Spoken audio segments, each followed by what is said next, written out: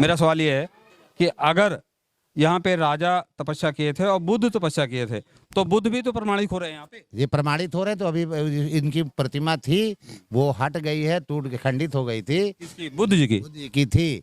और भाई यहाँ पे जब खोदेंगे कहीं भी तो उसका सर मिलेगा, वैसे बाली मिलेगी और पूरा पूरा मिलेगा, छोटा छोटा बड़ा बड़ा हर जगह पे है। मतलब यहाँ पे हर जगह पे है, लेकिन अभी बना नहीं है, बनने का जगह। दोस्तों एक नई चीज, चलिए ठीक है, मैं नाग देवता के मंदिर पे आया, मेरा नाग देवता से कोई नहीं, मैं भी मानता हूँ, मेरी भी आस्था है, धर्म में आस्था है, लेकिन एक चीज जो मुझे यहाँ पे अखर रही है, खल रही है, और खल इसलिए रही है कि मैं पूरे देश का भ्रमण करता हूँ, पूरे प्रदेश का भ्रमण करता हूँ। अगर यहाँ महात्मा बुद्ध की, चूंकि बुक में भी है और सारी किंवदंतियाँ हैं, कोई प्रमाणिक चीज नहीं है, और प्रमाणिक नहीं तो महात्मा बुद्ध की मूर्ति ना होना मैं एक समझता हूँ कि अन्याय दर्शाता है। इसके बारे में आप क्या कहेंगे? जो कहना था आप बताइए। सच्चाई है, लेकिन बहुत जल्द से जल्द इसका इंतजाम होने वाला है और वो बनने वाला ही मंदिर है उनका। दोस्तों नमस्कार, आप देख रहे हैं यूपी खबर तक, मैं विक्रम सिंह। आपको मैं आज ऐसी जगह लेके आया हूँ कि बस 2 दिन बाद, एक दिन बीच में गैपिंग है, यहाँ पे बहुत ही एक भयंकर, इतना भयंकर मेला लगता है कि यहाँ इतना हुजूम, इतने श्रद्धालु, इतने लोग आते हैं। आइए, कुछ लोग अंदर हैं जिन लोगों से मैं आपको बात कराता हूँ, क्योंकि यहाँ वही लोग बता पाएंगे यहाँ के इतिहास के बारे में, जो भी यहाँ का इतिहास होगा आपको। इतिहास फिलहाल ये मेला जो लगता है नाग देवता के नाम से लगता है। जो लोकल किंवदंतियाँ हैं, लोकल किंवदंतियाँ बोलते हैं नरगा देवतन, शायद आप लोगों ने सुना होगा पहले कभी, नरगा देवतन कहा है, लेकिन नाग देवता के नाम से जो यहाँ पे मेला लगता है, चूँकि यहाँ की महत्वता क्या है और यहाँ पे क्यों लोग जो है यहाँ पे इतनी श्रद्धा के साथ आते हैं। देखिए, एक मंदिर इधर है, कुछ लोग यहाँ पे हैं। देखिए, यहाँ पे लोग बताते हैं यहीं से इस कहानी की शुरुआत होती है। फिलहाल यहाँ का ना तो कोई लेख है, ना कोई एविडेंस है। किंवदंतियों के माध्यम से, ये देखिए यंग टीचर हैं, मास्टर हैं, ये इन्होंने कुछ बुकें जो यहाँ का संकलित करने का प्रयास किया है। इनका कहना है कि वो जो संकलन किया गया है बुक में, उस संकलन में जिन लोगों का नाम है आज की तारीख में वो जीवित भी नहीं है। फिलहाल आपने बड़ी मेहनत की, चूँकि इतिहास को संजोना, हमारे देश में शिक्षा की कमी तो है ही है, समस्याएं हैं, चूँकि इतना बड़ा इतिहास केवल किंवदंतियों के माध्यम से संजोया गया। आपसे ही जान लेते हैं, ये जो मंदिर है जहाँ से इस इतिहास की शुरुआत होती है, क्या जानते हैं इसके बारे में?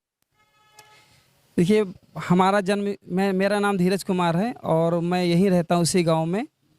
और जब से बचपन से मैं देखते आ रहा हूँ कि हाँ मेला लगता आ रहा है, और इसके बारे में जिज्ञासा जानने की हुई कि आखिर कब से लगता आ रहा है और ये मेला लगने का आखिर कारण क्या रहा। तो हमारे गांव में जो बुजुर्ग रहते थे, तो जो बूढ़े बुजुर्ग थे, उनसे हमने संपर्क किया और उनसे बैठकर बात की, तो पता चला कि यहाँ पर बहुत पहले बहुत घना जंगल हुआ करता था और यहाँ एक नाग देवता निवास करते थे, और किसी कारण से वो नाराज हो गए, गुस्सा हो गए, तो जब कोई क्षेत्र में आता था उसको डस लिया करते थे। फिर महात्मा बुद्ध का उस समय काल चल रहा था, उन्हीं समकालीन घटना थी। तो महात्मा बुद्ध या उनके शिष्य इधर से गुजरे मंजीठा गांव होकर, तो गांव वालों को पता चला कि इधर से आ रहे हैं तो कहीं नाग देव से भेंट हो जाए, उनको डस न लें। तो गांव वालों ने पहले आगाह कर दिया कि आप इस रास्ते से ना दूसरे रास्ते चलिए। लेकिन महात्मा बुद्ध या उनके जो शिष्य थे, उन लोगों ने कहा कि अगर हम सच्चे अहिंसक हैं तो कोई भी हिंसक प्राणी हमसे हिंसा नहीं करेगा, वो त्याग देगा। तो वो आए और उसी दिन नागदेव के दर्शन किए और नागदेव का गुस्सा शांत हो गया, और उसी दिन उन्होंने दूध पिलाया उनको और कहा कि आप जन कल्याण के लिए आप करिए और लोगों को डसना बंद कर दीजिए। तो उसी दिन से, जिस दिन दूध पिलाया था वो आषाढ़ मास की पूर्णिमा थी, उसी दिन से मेला लगना शुरू हो गया। तो ये लोग कथा हमारे गांव के जो बुजुर्ग थे उनसे हमें प्राप्त। ये घटना यहाँ की जो है महात्मा बुद्ध से जुड़ी हुई है, चूँकि उसी कालीन समकालीन जो ये घटना हुई थी। अच्छा, एक घटना और आपने उस बुक में लिखी है, उसमें लिखा है कि ये राजा जो इसमें कैद हैं, चूँकि उनकी तो कोई तस्वीर भी नहीं होगी, जब इतिहास नहीं है तो तस्वीर कहाँ से होगी, मूर्ति का तो कोई सवाल ही नहीं होता। तो ये राजा जौनपुर के बताए जा रहे हैं, तो ये आपको कहाँ उन्हीं लोगों से माध्यम से मिला, और क्या क्या कहानी है इनकी? अब कहानी बहुत अधिक तो नहीं पता, ये है कि राजा साहब जो आपने गांव के लोगों से सुना है, हम वही जानना चाहते हैं।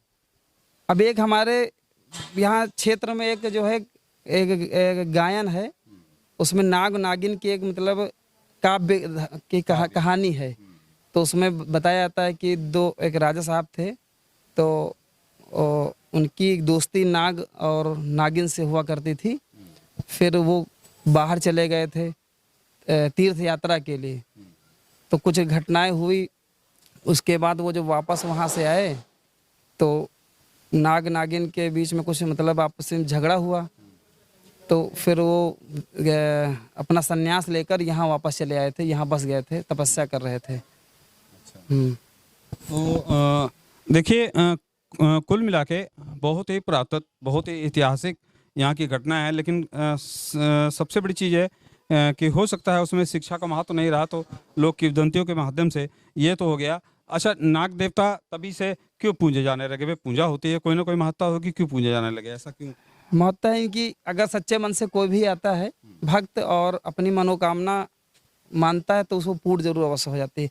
और उसके साथ ही आप हजारों पत्थर देख लीजिए जिन्होंने लगाए हैं, तो उनकी कोई ना कोई मनोकामना पूरी हुई, तभी उन लोगों ने अपने पत्थर लगाए हैं। और मेले में यहाँ लाखों भक्त आते हैं, और अपने ज़िले से नहीं, 12 उनके ज़िले से नहीं, दूर दराज जो पड़ोसी ज़िले हैं, सीतापुर, लखीमपुर, लखनऊ और उन्नाव, मतलब बहुत दूर दूर से आते हैं। यहाँ तक कि यहाँ अमेरिका तक के भी आ चुके हैं भक्त। हाँ, एक डॉक्टर साहब हैं, तो वो यहाँ आए थे, तो वो काफ़ी प्रभावित हुए, उनकी मनोकामना पूर्ण हुई, तो उनसे संपर्क। अच्छा, जब आप बुक लिखे थे उस समय आप टीचर थे कि नहीं?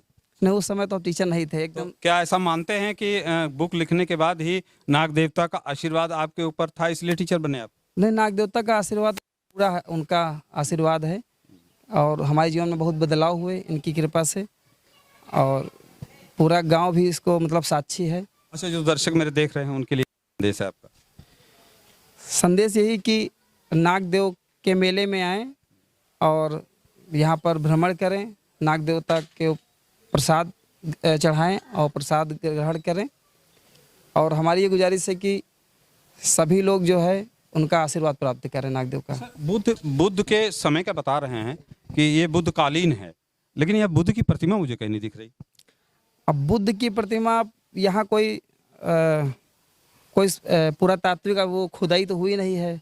अब ये देखिए, अब यहाँ का स्थान जो है वो नहीं, जैसे किंवदंतियों में है भाई, किंवदंतियों में तो जो भी कहानी यहाँ की, किंवदंतियों में कोई इतिहास नहीं है, कोई उल्लेख नहीं है, कोई प्रमाण नहीं है।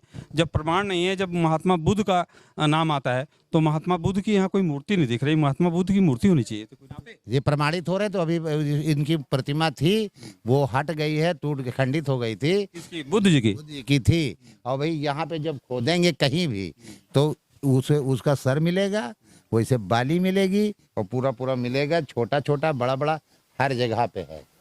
मतलब यहाँ पे हर जगह पे है, लेकिन अभी बना नहीं है, बनने का जगह। दोस्तों, एक नई चीज, चलिए ठीक है, मैं नाग देवता के मंदिर पे आया, मेरा नाग देवता से कोई नहीं, मैं भी मानता हूँ, मेरी भी आस्था है, धर्म में आस्था है, लेकिन एक चीज जो मुझे यहाँ पे अखर रही है, खल रही है, और खल इसलिए रही है कि मैं पूरे देश का भ्रमण करता हूँ, पूरे प्रदेश का भ्रमण करता हूँ।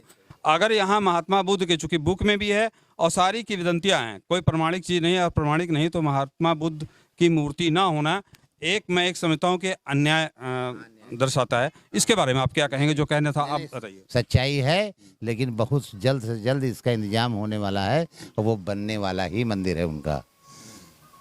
हाँ, बनने वाला ही नहीं, है। कहीं भी उल्लेख नहीं दिख रहा है, कहीं नाम होना चाहिए। मैंने बुक में पढ़ा, उनका आपके द्वारा आपने बड़ी मेहनत की, ऐसा नहीं है। नहीं, उनका मंदिर बनेगा।